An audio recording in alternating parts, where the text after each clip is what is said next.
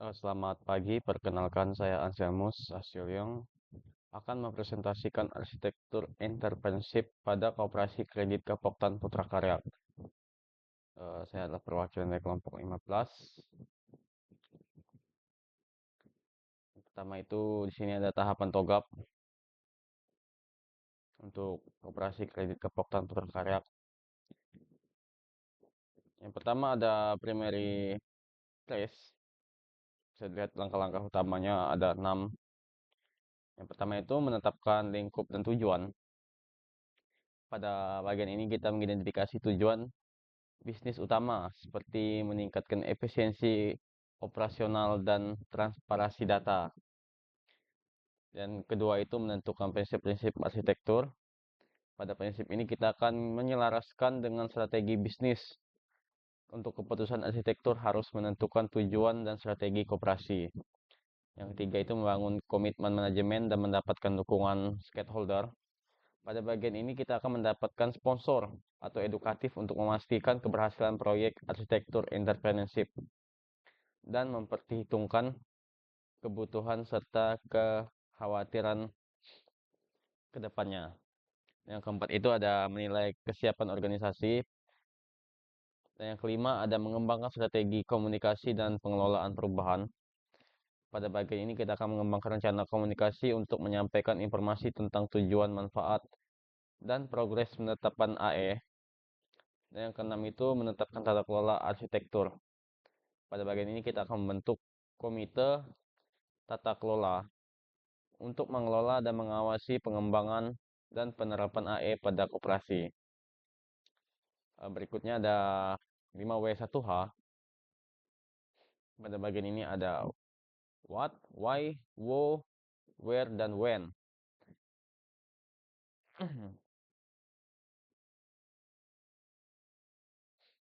Berikutnya ada fase A, yaitu arsitektur vision.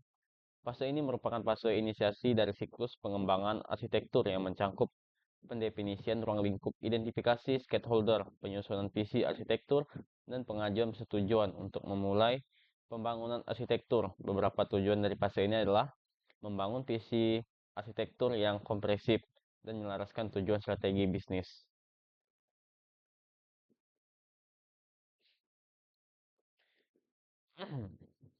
Berikutnya ada fase A, tahap 2.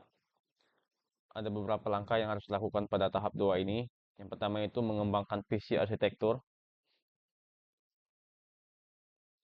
Yang kedua itu menentukan lingkup proyek, yaitu seberapa luas proyek itu akan dibangun dan mencangkup apa saja proyek itu. Yang ketiga itu ada mendefinisikan tujuan bisnis. Pada pendefinisian tujuan bisnis ini yaitu bisnis pada koperasi itu berfokus kepada simpan pinjam, kredit, dan juga pencairan dana. Berikutnya ada mengidentifikasi stakeholder dan kepentingannya. Dan ada menyusun pendekatan untuk penerapan.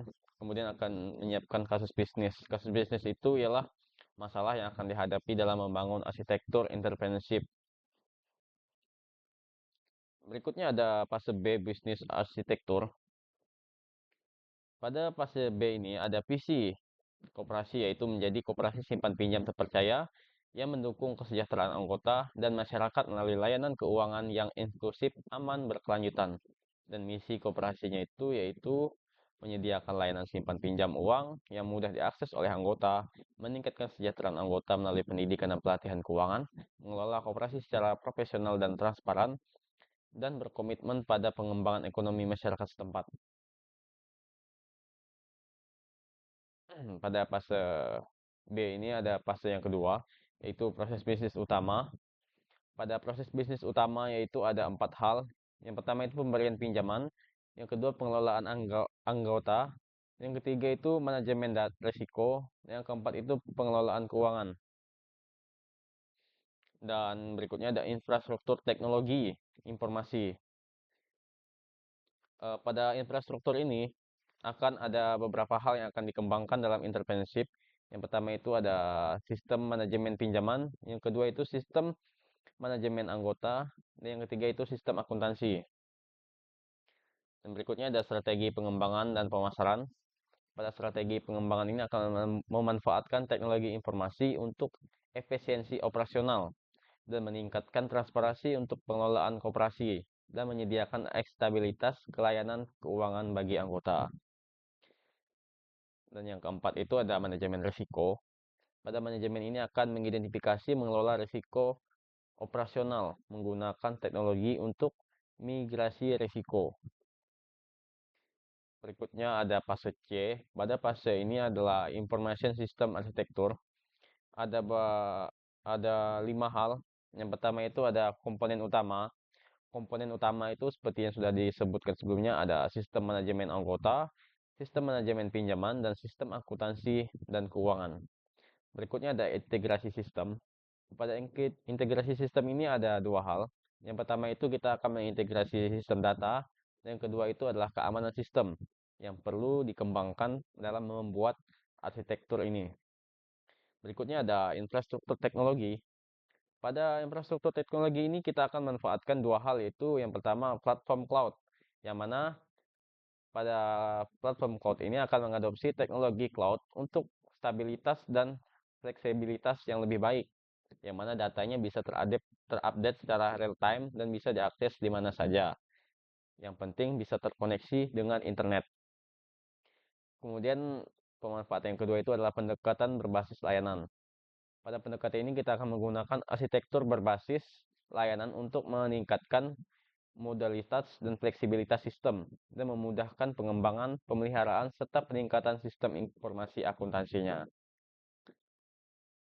Kemudian ada tujuan dan manfaat. Tujuannya itu ada dua hal, yaitu meningkatkan efisiensi operasional koperasi. Yang kedua itu meningkatkan transparansi dan pengambilan keputusan. Dan berikutnya itu adalah catatan penting. Pada catatan penting ini akan mengelola catatan-catatan penting pada perusahaan, seperti memastikan bahwa semua perubahan sistem diatur dengan baik dan diadopsi dengan lancar dan semua pengguna. Kemudian menggunakan resistensi terhadap perubahan melalui pelatihan dan komunikasi yang efektif.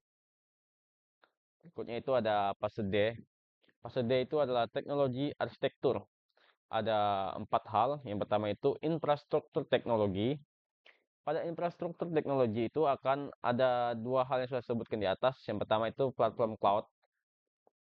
Yang kedua itu eh, jaringan dan keamanan. Pada jaringan dan keamanan itu akan mengimplementasikan jaringan yang aman dan andal untuk mendukung operasional koperasi dan menggunakan firewall, enkripsi, dan VPN untuk melindungi data koperasi. Berikutnya ada teknologi dan alat pendukung. Pada teknologi dan alat pendukung ini ada sistem manajemen basis data yang akan diterapkan pada arsitektur dan perangkat lunak bisnis, yang mana perangkat lunak bisnis itu mendukung seperti kapasitas aplikasi yang cukup besar, penyimpanan yang cukup besar, dan juga tingkat keamanan yang cukup tinggi. Berikutnya ada standarisasi dan interoperabilitas. Pada standarisasi dan interoperabilitas akan menerapkan protokol dan standar, yaitu adalah pengadopsian standar industri untuk memastikan kompatibilitas antar sistem, dan pendekatan berbasis layanan SOA, yaitu membangun arsitektur berbasis layanan untuk modulasi dan fleksibilitas yang selaras dengan visi dan misi koperasi. Berikutnya ada manajemen infrastruktur.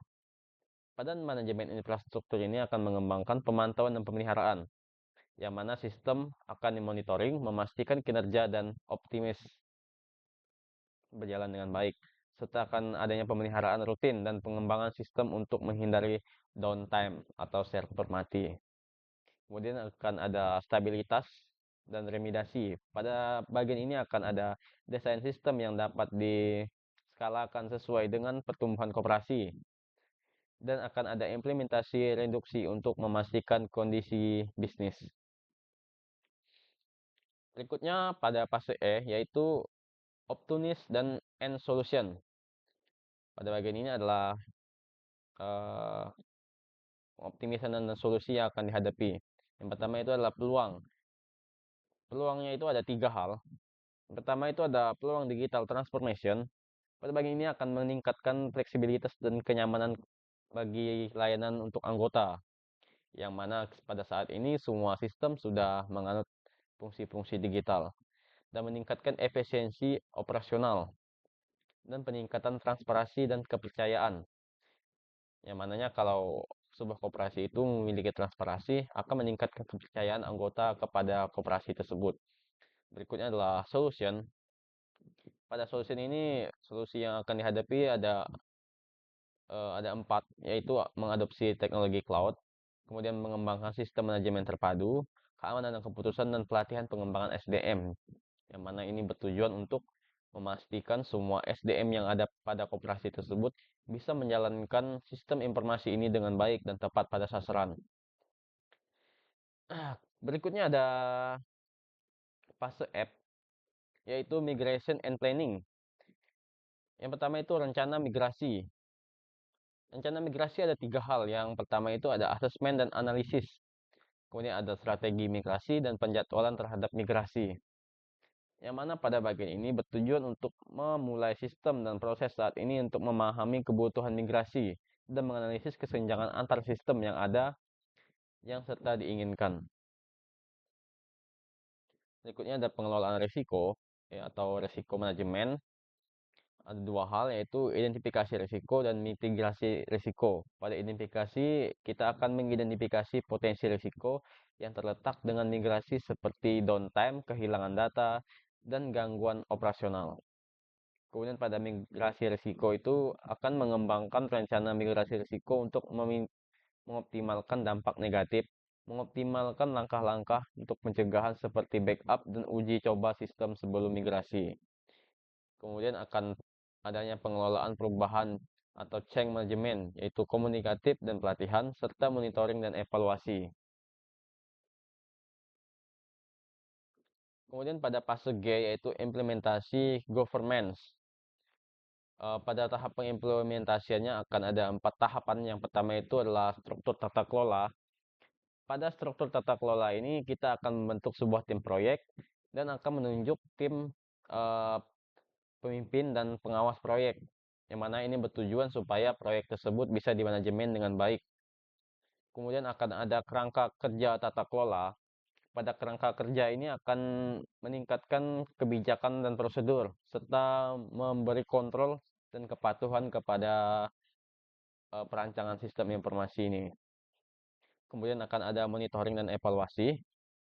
Pada bagian monitoring ini akan ada indikator kerja dan pelaporan serta feedback, yang mana pada pelaporan ini adalah menyusun laporan untuk mengevaluasi kemajuan implementasi dan mengumpulkan feedback atau penggunaan pemangku kepentingan untuk perbaikan kelanjutannya.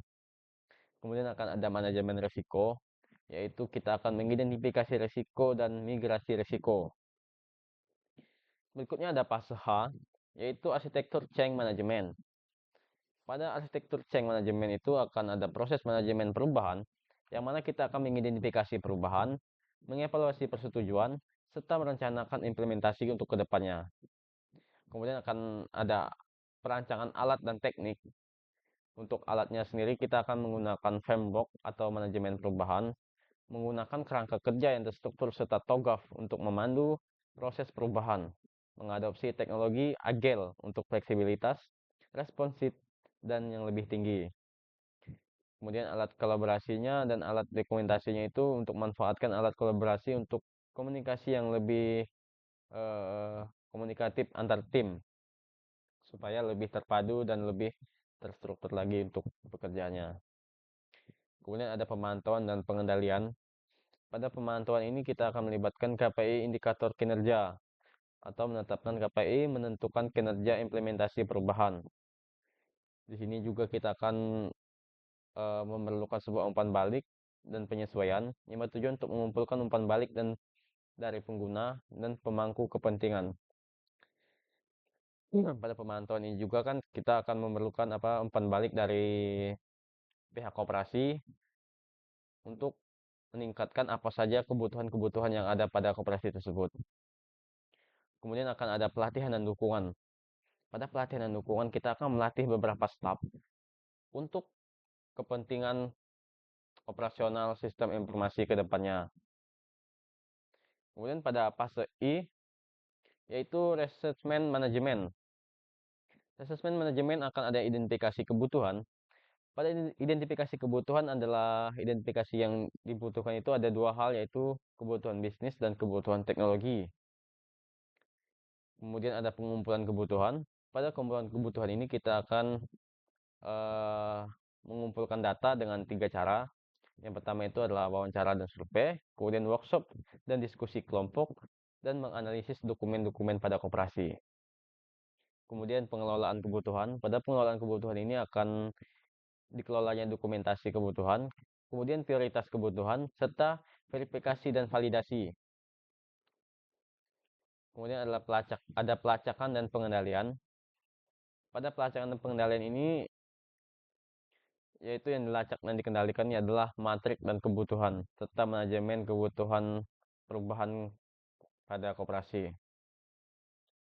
Berikutnya ada dokumentasi dari tahapan-tahapan TOGAF yang akan dilakukan untuk merancang arsitektur entrepreneurship pada koperasi kredit kepokuan putra karya. Yang pertama itu ada fase primary, bisa dilihat tahapannya itu, yaitu menentukan lingkungan dan tujuan, kemudian menganalisis 5W+1H, kemudian akan dilanjutkan pada fase berikutnya, yaitu fase A, B, C, fase D, fase E, dan fase F. Kemudian di sini pada fase A-nya itu bisa dilihat pada gambar diagramnya. Untuk aktivitas pendukungnya itu ada 3 hal, yaitu eh, kebutuhan anggota, kepegawaian, serta akuntansi keuangan. Sedangkan aktivitas utama yang ada pada rancangan sistem informasi ini yaitu sistem manajemen anggota, serta sistem manajemen pinjaman, dan sistem akuntansi dan keuangan. Pada fase B-nya itu ada 2 hal. Untuk fase utamanya bisa kita lihat ada banyak hal, dan fase pendukung ada 3 hal. Kemudian ini adalah business service, yaitu service yang akan diberikan dari rancangan sistem informasi tersebut, yang mana sistem informasi ini akan bertujuan untuk mesejahterakan anggota pada koperasi. Tujuan dirancangnya arsitektur entrepreneurship ini bisa dilihat pada pendaftaran anggota, layanan pendaftaran, masuk kepada koperasi, bisa memilih layanan koperasi yang ada 3 hal, yaitu simpan, pinjam, kredit. Layanan pendukungnya itu ada bunga simpanan dan jaminan anggota. Kemudian ini adalah aplikasi kooperasional, yaitu bagian sistem informasi yang akan dikembangkan dalam aplikasi web untuk meningkatkan operasional koperasi tersebut. Bisa dilihat di sini ada bagian koperasi, kemudian ada bagian e-investasi, e-anggota. E-anggota itu akan menuju pada website, kemudian e-pinjaman, e-kredit, e-tabungan, yang mana semua itu akan masuk dalam e-pembayaran, yang kemudian akan dikelola pada back office, yaitu pada bagian e-keuangan. Pada e-keuangan juga akan mengelola bagian e-penggajian untuk manajemen pegawai dan kinerja, yang mana semuanya itu akan didasarkan dari absensi pada pegawai. Kemudian hasil dari keuangan tersebut akan dimasukkan kepada e-investasi koperasi, yang mana ini bertujuan untuk meningkatkan keuangan kepada koperasi. Kemudian ini adalah infrastruktur viewpoint, yaitu layanan yang akan dibangun pada sistem informasi yang ada pada koperasi. Bisa dilihat untuk layanan lokalnya itu, di sini ada file server, email server, web server, dan database yang disimpan pada local server. Kemudian untuk sistemnya sudah seperti yang sudah disebutkan sebelumnya, ada beberapa sistem yang sudah dikembangkan. Kemudian ini adalah bagian-bagian dari eh, bagian-bagian dari koperasi yang akan terhubung kepada sistem yang sudah disusun sebelumnya. Kemudian kita akan memanfaatkan teknologi cloud, yaitu sebelumnya kita saring dulu datanya melalui router, kemudian akan di firewall terlebih dahulu datanya, dan kemudian akan diimpor ke internet atau ke penyimpanan cloud, supaya setiap anggota itu bisa memantau perkembangan yang ada pada koperasi.